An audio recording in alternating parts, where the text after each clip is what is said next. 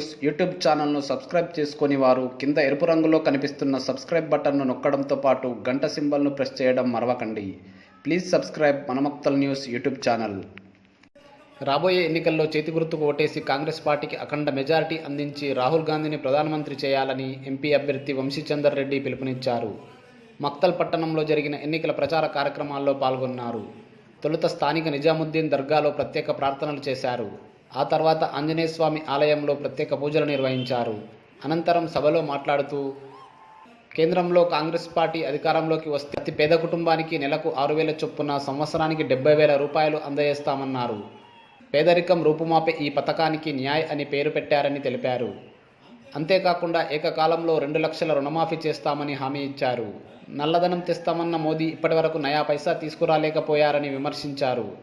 Parliament ఎన్నికల్లో ఎక్కువ సంఖ్యలో కాంగ్రెస్ పార్టీని గెలిపించి రాహుల్ను ప్రధానమంత్రి చేయాలని పిలుపునిచ్చారు.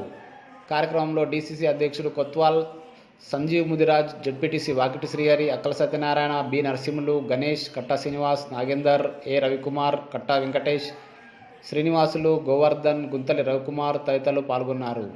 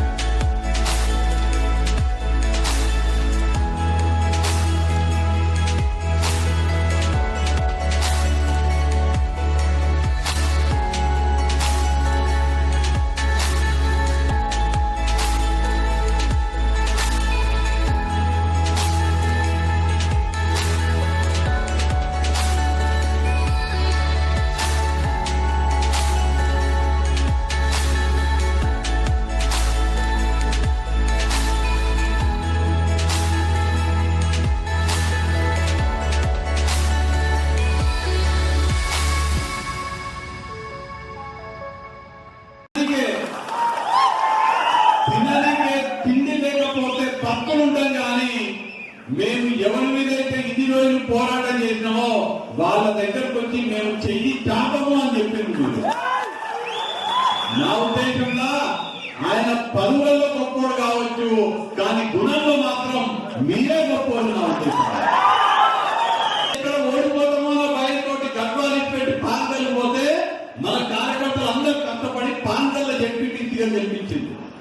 ఆ రోజు కనుక పాంగల్ల జడ్పీటీసీగా గెలవకపోతే, ఆ రోజు కనుక పాంగల్లో ఉన్నటువంటి కాంగ్రెస్ పార్టీ సైనికులు మీలాగే కష్టపడి అన్నామని జడ్పీటీసీగా గెలవకపోతే ఈ నాయకుడు ఎట్లా తయారైందంటే తిననీకే బువ్వ లేకపోతే మన కాంగ్రెస్ వాళ్ళం బువ్వ పెడితే కడుపు నింపుకుంటున్నాం. భక్తు ఉన్నప్పుడు మనం బువ్వ పెడుతున్నాం. కడుపు నిండినాక మనల్ని ఈసి కొట్టి ఎవడో బిర్యానీ పెడతాంటే బిర్యానీ దగ్గర కాసుపడి బిర్యానీ మనందరూ కూడా ఎట్లయితే ఇన్ని సంవత్సరాలుగా మీరందరూ కూడా కష్టపడి పని చేయాలని నేను మిమ్మల్ని అందరినీ కూడా కోరడం జరుగుతుంది.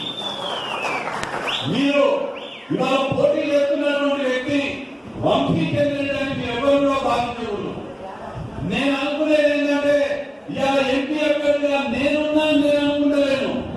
నేను చేయకుండా మీద పోటీ చేస్తున్నా, మీరందరినీ చేయకూడదు. కాబట్టి ఇక్కడ ఉన్న ప్రతి ఒక్కరూ ఎంపీ అభ్యర్థిగా భావించాలని నేను కోరుతున్నాను. ప్రతి ఒక్కరు కూడా మీరే ఎంపీ అన్నట్టుగా భావించేటట్టుగా నేను వ్యవహరిస్తానని కాంగ్రెస్ పార్టీ పెద్దలందరూ కలిసి, ముఖ్యంగా మన అబద్ధ ప్రోత్సాహం దాన్ని అయ్యుండి మీరందరూ కలిసి పనిచేసుకోవాలా. ఖచ్చితంగా కాంగ్రెస్ పార్టీ అభ్యర్థి మక్కలు తెచ్చి ఉంటాడు. ఎప్పుడు మీకు అవకాశం రాలేదు అని చెప్పేసి మా అందరినీ కూర్చోబెట్టి ఎమ్మెల్యే పోయిన తర్వాత, రూలింగ్ పార్టీ ఎమ్మెల్యే పోయిన తర్వాత మొత్తం ఆ వ్యతిరేకత అంతా మా విదేశ కణాల్లో వేసుకుని 4 సంవత్సరాలు ఈ నియోజకవర్గ